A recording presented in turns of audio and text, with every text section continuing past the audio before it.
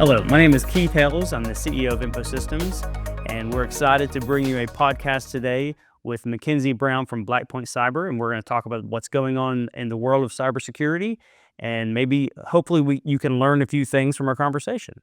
So, Mackenzie, thanks for being here.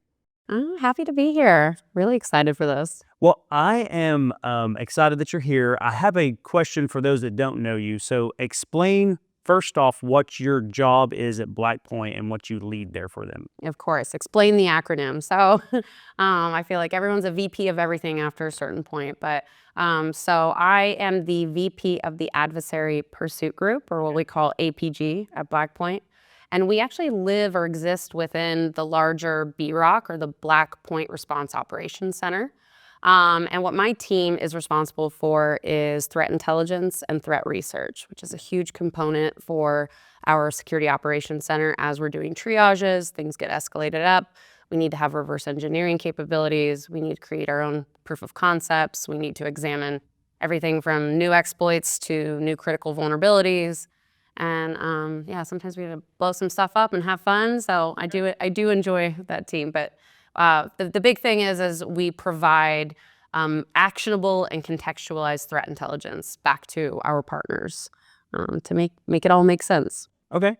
So can you give an example of maybe a recent project that your team worked on that might have made the news, or that maybe some of the partners would be familiar with, or maybe just IT people in general? Yeah. Well, I mean, there's so many. So the bombarding that we can do with threat notices, as you can imagine. So we focus a lot on exposure management, or the function of it for MSPs, because we are seeing so much targeting and critical vulnerabilities hitting, whether it's Fortinet or SonicWall or Veeam. These are like critical systems or appliances, management interfaces that once they're targeted, a threat actor is basically not only getting privilege escalation in many cases, but they're getting immediate initial access to keys of the kingdom, is how I would frame it.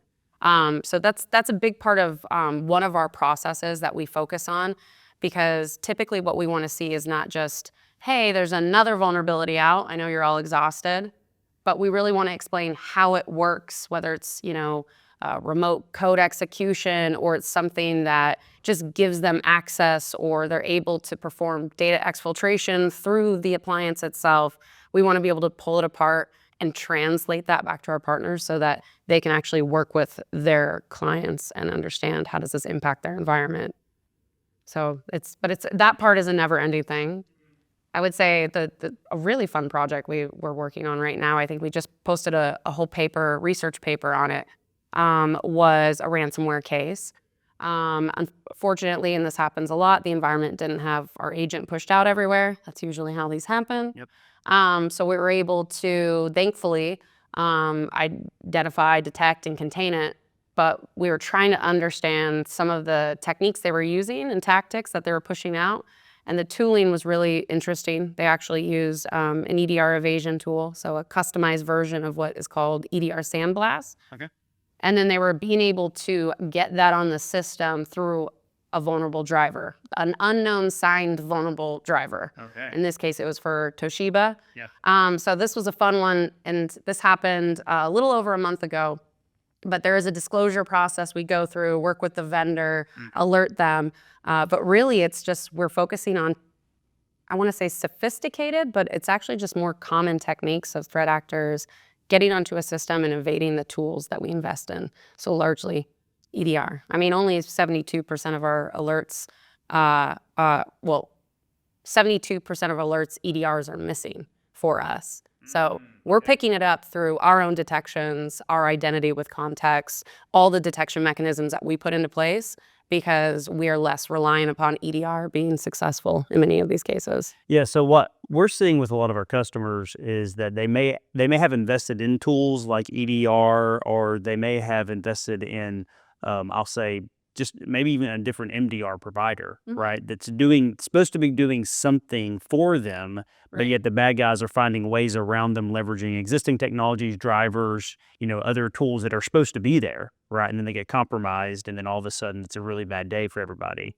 And so We see that often, and that seems to be the primary way that the bad guys are attacking right now, at least from what we're seeing. Yeah, I mean, if we were talking about this 3 years ago, it was Microsoft and other vendors pushing out, tamper protection and make sure no one can get access to the system itself to turn off EDRs. But now adversaries are just leveraging these techniques to evade and bypass them entirely. And I always preface, this doesn't mean don't do EDR. You need it, you still need it.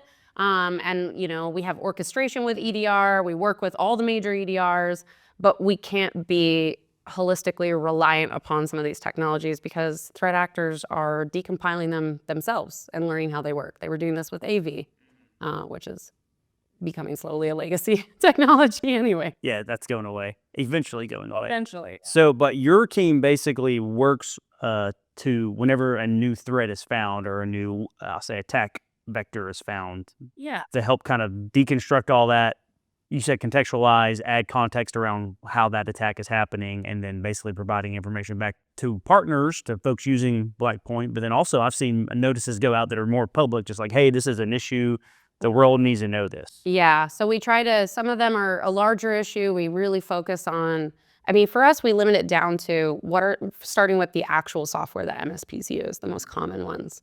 Those are also the ones that are getting hit the most. So we'll do a larger threat notice, but then we focus on exposure notices where we can look at the exact version that's running. We can see if it's unpatched, we can see, and that allows us to say, not only are we reaching out and saying, hey, remediate this, patch this, but also it's the translation process that has to happen because I have to take what my reverse engineer and my researchers are seeing and then translating it to make sense so that the MSP can then translate it to the client to make sense. So there is a process of filtering that has to happen. So they're not getting, the coffee beans, they're getting the actual coffee. Yeah, they know what they're supposed to do next, Yeah. basically. Yeah. Okay.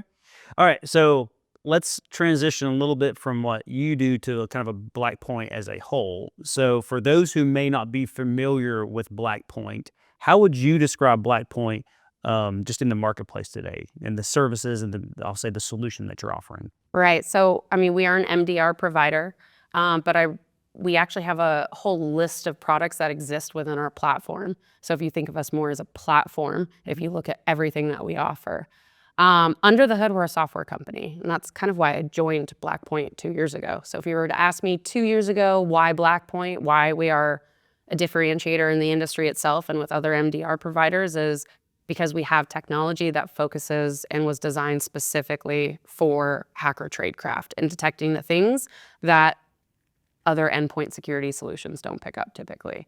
And having that orchestration and the analysts to do real-time validation and take action that often a lot of MDR providers don't take action. They don't want to pick up the phone at 2 a.m. So we have to have, with the grace of God, we have to be very concerned. Is this a high fidelity? Is this a common attack? Do we know that this system is actually compromised, or this identity or the account in question is compromised? Is this hands-on keyboard attacker techniques that are happening in real time? Our analysts are trained with the expertise to be able to take action because we know we would much rather do a save and an isolated device versus let something slip through the cracks and get a full-blown compromise of the entire environment. So I would say 2 years ago, that's where I was at, where I'm like, this is the choice I'm going to make because of the software. Today, though, all of the things that are actually incorporated to our full platform is a lot of the processes. So we have an entire innovation team that's focused for the past, I want to say, year now specifically on introducing AI and building out our learning models so that we can make our analysts better because they're not focusing on all of these low fidelity or really common alerts, right? The noise. All the noise. Yeah. And a lot of the noise is legitimate noise too, right? All the things that we're dealing with VPN access or RDP alerts that are coming up, a lot of it is very legitimate. And we focus on lateral movement, but we want to be able to decrease some of that noise. And AI is helping with that. It also allows our analysts to now train up and focus on hunting. And not just doing triage, but being able to raise their expertise a little bit more and do actual threat hunting in the environment to ensure that they haven't basically missed anything else. Okay. So Blackpoint from what I've gathered, so I've done some Gartner research and other things, and looking at kind of what the industry averages are for how most MDR tools and work is basically they wait for a compromise to happen, and well, they catch the compromise after it's happened by looking at logs coming off the system, but it also unfortunately leads to a longer amount of time that the bad guys are in the system. It's a very short amount of time too. I mean, people don't realize the response times, like the time you have to actually respond is much shorter, and the window is getting smaller as well. That's kind of the point, is that I'll say other systems that I've looked at and studied, the average time that the bad guys are in the system can be an hour or more, right? And then you're sitting there saying, well, how much damage can be done inside of an environment in an hour? And the answer is a lot, right? So how does Blackpoint try to shrink that window down and make it not so big? Well, we focus a lot on probably the most difficult thing, which is initial access techniques. How are threat actors gaining access? I think it's no surprise. I mean, right now we're about 30 cloud saves to every one on-prem save is the ratio. So cloud response is a huge component. We're living in a hybrid world, right? Everyone's kind of dealing with managing both on-prem and in the cloud. And that identity with context comes into play largely on that. And I would also say it's not just the identity play in cloud response, but it's also the fact that we're now seeing other stats where we're on newly onboarded customers. We're seeing that 20% of them have an active business email compromise. So initial access is a huge focus, and it goes back to the exposure management that comes into play of knowing what you actually have, right? This is the CIS critical controls, knowing what you actually have and understanding what needs to be continuously maintained and monitored. And so we're living in a new day where MDR is sort of, you have to have it. You need to have 24/7 eyes on glass monitoring. And when you're getting targeted by a threat actor group, it could be anywhere from a smaller new criminal organization, an affiliate of a ransomware group, a well-known ransomware group, the Akiras, the Fog, the Black Cat, or ALF-V. And then you have the nation state threat actor groups. Now they're starting to really work together. So when we think about, okay, who is the actual threat actor behind the screen, that becomes less important to us. It becomes really blurry. It's a full ecosystem in the threat actor world. So we have to really focus on picking up initial access as soon as possible. And then if we can't pick that up based on a sophisticated technique, lateral movement. And if we can focus on creating more detection engineering to be offensive minded of how a threat actor would think, how an hacker operates, that allows our analysts to focus less on the reliance of a full tool stack and more so on the techniques that a system administrator or network engineer would be performing on a daily duty. And I think that's where you guys, in my view, actually differentiate yourself, right, is by the methodology that you're using, which helps shrink that time down compared to the industry average. So is that what you think the secret sauce is, or is it maybe something else that you want to talk about? I'd say that's definitely a part of the secret sauce, but it's going back to the concept of like offensive security operations center becoming more popular. If we can train our analysts to think like threat actors, then they're going to be able to pick up the most commonly used attack path techniques that are going one after the other. People like to think in many cases that this is a lot more complicated or sophisticated, but they're going to build out the same recipe they're using that their mom used on a regular basis. And they might modify and tweak the infrastructure as they go. But I think the secret sauce comes into the realization, or rather revelation, that they're not doing anything that's that crazy that we haven't seen. It's a matter of when it happens that usually becomes the key. And then, of course, industry targeting. So really understanding your industry itself, because you're going to have a whole host of a specific type of criminal group or threat actor group that's going to be largely targeting manufacturing and constructions or industrials versus healthcare. Same as it goes with education. You're going to see very different types of techniques that are used in those industries, because whether it's based on what their normal posture looks like, the common tools that they use, or who would be targeting them because of what they do. We're seeing a huge spike in energy in consumers, for example. We want to be able to understand why they're targeting them, but also that same recipe that they're using that their mom and their grandma used. It doesn't really shift that much. So if we can trends inside of the industry attack. Yeah, there's absolutely trends, and it's pattern recognition. But again, not relying on who's the bad guy behind the screen. Focusing less on that and trying to shift the mindset of saying, okay, instead of us just putting out fires for the same client every single time, let's step back, let's kind of open the curtains a bit and actually look at what's going on. Right. Which, for us right now, again, 2 years ago, largely on the technology, but today it's all the innovation efforts. It's focusing on posture management. How can we help partners realize, the art of multi-tenant management, of what's going on in these environments, and being able to standardize a baseline of security across all of them, and then be able to act in real time of knowing exactly which each environment's at and where their security posture hits. Mm-hmm. I mean, this is why we talk about SIEM is the SIEM is becoming more of not a dead technology. It's very beneficial coming from the IR world. It's very helpful. Right. But it's not SIEMs don't catch bad guys. Right. They tell you what happened after the fact, basically. Yeah. So you brought up an interesting point about posture management. So something that we do at InfoSystems is we work with our customers and we say help them move down the security maturity path, right? Yeah. Help them just mature in that model. We engage with them around basically whether it's a need that's driven by compliance or a need that's driven by cyber liability insurance or a need driven by the fact their board said, hey, you got to do this, right? All the fun reasons. All the great reasons, right? All the reasons. Security exists. It's the only reason. Yeah. But, the reality is that most companies, it's hard for them to get budget approved unless they have a compelling either event or somebody high enough up telling them this has to happen. So that's something that we engage in. And so posture management is part of that whole looking at the maturity model, right? So there's whether you use CIS or you use NIST or you use whatever framework, it doesn't really matter. They're all basic. They're very similar. I don't want to say they're the same. I know. There's a lot of overlap. You don't want any compliance people coming out being like, wait. They're going to tell me you're wrong, though. Well, you're not wrong. They're very similar because the reality is that to mature your cybersecurity environment, the same steps are the same steps, right? Right. Regardless of what regulatory body says it needs to do that. So what is new, different, what's coming, what are the trends as far as posture management and just basically maybe things that have changed in the last few years or what Blackpoint's doing in that area?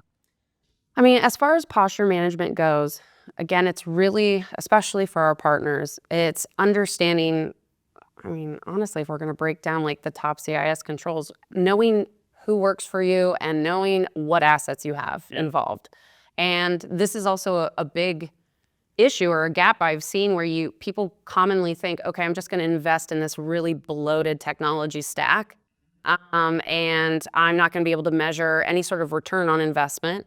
And you see some of these large enterprises or organizations around the world, they're getting hit still, and they're, Fortune 100, 500 companies wondering, they're doing the exact same thing that a mom and pop shop might be doing. Yeah. So I think posture management is more focused a lot too on understanding your risk profile, because there shouldn't be a difference between a mom and pop shop versus a larger multi-trust conglomerate in the sense of tackling a security posture. Okay. It comes down to really knowing what you have and protecting that.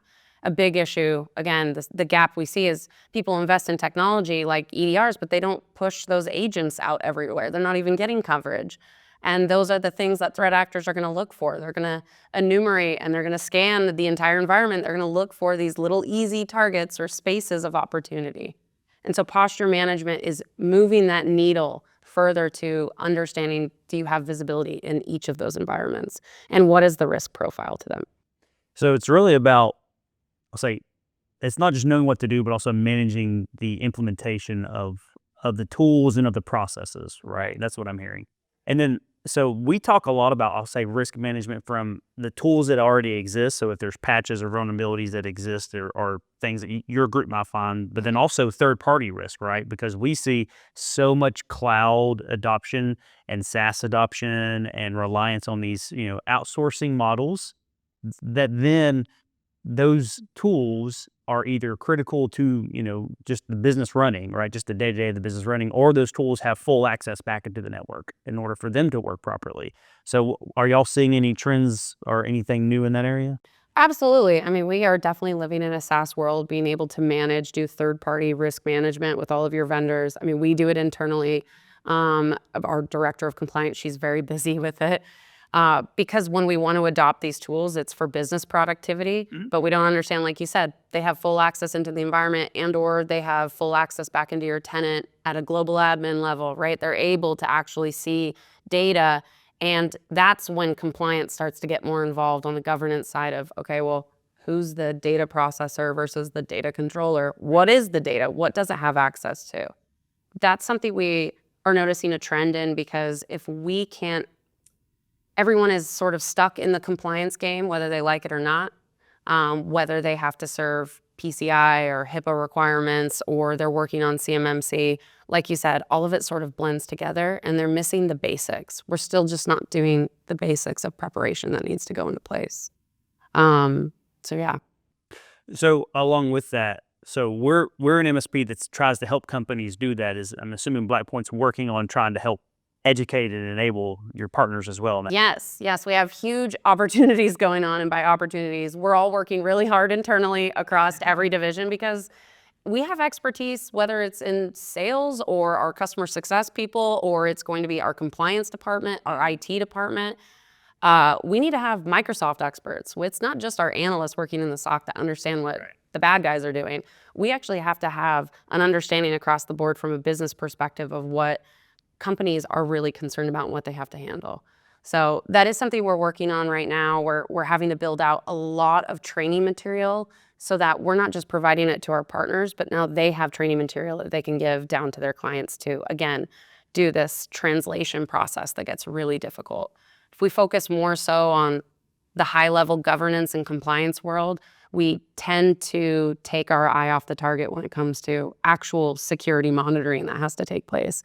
Yeah, well, it's a balance, because what we're seeing with our customers is sometimes it becomes a checkbox, so the compliance rules the day, but then sometimes it becomes, hey, we just got hit. What are the practical things we can do? And I'm curious. I would love to talk to other Blackpoint partners about this as well, as far as helping enable those internal champions, right? Helping enable those internal points of contact, whether that's the director of IT or VP or CISO internally that we're working with, and giving them tool sets that would help them fight the battle internally or make the business case internally, right? So we've seen that the more education we can do, not for them, usually they know, but helping them educate their bosses or helping them educate their board or their CFO or whoever, that seems to be something. So that's probably a whole topic we could spend another session talking at some point. We can go down IR. I can tell war stories far and wide. Sorry, so enough of that. Let's take a step back. You have a very unique and deep experience in IR that probably most people who don't know you and don't know your background wouldn't understand. But I have some knowledge of that, so I'm gonna pick on that a little bit here. You've worked with a lot of companies that have had really bad days. Yeah. Right. What are the few things, like the handful of things that the companies that have been in the midst of a cyber attack that they're really happy they did, versus the ones that said, man, I really wish I'd have done these 3-4 things? So kind of help just anybody who's listening understand, hey, to prepare for the bad days, because we're all going to have them. Customers are going to get hit. Unfortunately, it happens. What are the primary things that they need to do now or beforehand so that they can, I'll say, get back to ground zero faster? Well, I mean, a little bit on the first part, it's the coverage of the investment you have. So having visibility into your environment is the most important. Otherwise, detection and any of the identification, actual response, what we do at MDR doesn't matter. If we can't see what's actually going on, if you don't know what you have and you don't have proper tooling across it so you can be hands-on with those devices or those assets or those accounts, then you're gonna have a really bad day. The other thing would be huge. I mean, everyone invests a lot of time in building out incident response plans and their business continuity plans, and they should absolutely do that. Don't make ChatGPT write it, actually spend the time to write it. Because the faster that you can understand how you can recover or remediate, then whatever happens in the environment during an incident, especially if you have an attacker that's still in the network doing things or has left persistence mechanisms so they're able to get back into the environment, because you will be targeted again, is the reality of it. If you don't have a recovery plan and invested in, and this is largely where MSPs come into play, in my opinion, you're also going to have a really bad day. You're not going to be able to, you're going to focus more so on, okay, what's the data that they did take, and how do we now call our lawyer up and go through the cyber insurance process? But you want to spend more time actually getting business operations restored and back up and running. And that's a big one that we saw in IR that actually sort of took the breath away of the CISOs we would be on the phone with, and they would be working all night long. It's a very emotional process. It's overwhelming. And there's a lot of players involved. This is where I actually think like RACI matrix, RACI plans come more into, that type of documentation comes into play a little bit better, because like you said, you have expertise in-house that understands the inner workings of the actual business. You want your IT director to know exactly what is that device, what does it do, Right. what is the software, how do we use it, who has access to it. You want to be able to understand the network and how whether it's a full flat network or you're now looking at a hybrid environment. You want to be able to understand when you're doing a live response or a triage, none of what they're going to be saying, it's this targeted host or this targeted account or this piece of software, you're not going to be surprised by it. And so having the expertise in-house of who's actually responsible for getting jobs done, who is accountable to know that they're done, and who's consulted, being that expertise that you have that understands your environment, that's the biggest thing that we need. I did 4 years of incident response at Microsoft, and then I did a little bit of IR before that as well. And I sort of did the fantasy football incident manager role where I'm like, all right, I'm going to get on the phone with you, and this will be a really hard conversation. I need to know what's going on first and foremost, and I need to know who's in charge. And in a lot of these cases, they were looping in people way too late. Yeah. They weren't, they were focusing on general counsel. That's the first thing I would want in the room, because I need to know if it's attorney-client privilege or what's going on. They're worried about, oh, well, we need to reach out to our cyber insurance to get breach counsel involved. But I'm like, who internally are your system administrators that can actually turn things off right now? And when do you actually pull the plug on your network? Like, what is your level or your threshold of comfort when it comes to this? And if it's a full compromise, the threshold is pretty much just do whatever you can immediately. Just shut it down and deal with it later. Yeah, but I'm a fantasy football person. I've got to coordinate my players. I need my quarterback, so I'm going to need to bring a lead in. I'm going to need someone that is a forensicator. I'm going to need someone that does reverse engineering if we're finding web shells, or whether it's commodity malware, something we just don't really understand. You have to, in the IR world, you have to have so many of these capabilities. But internally to an organization, you don't necessarily need those. You just need vendors or partners that can also do those. Yeah. So you need to understand what you have, but you also need to know who is really responsible for clicking the keys and making things happen. So, unplanned question I wasn't going to ask, but you brought up a good point.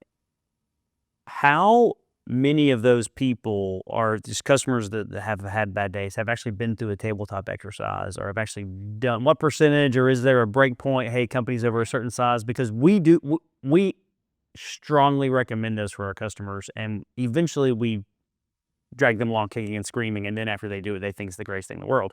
But I'm always curious to see, kind of out in the wild, like, are companies actually doing that? Are companies saying that they're doing it? How does that work? A lot of time, even at Microsoft, doing tabletop exercises. We called it the security crisis and response exercise.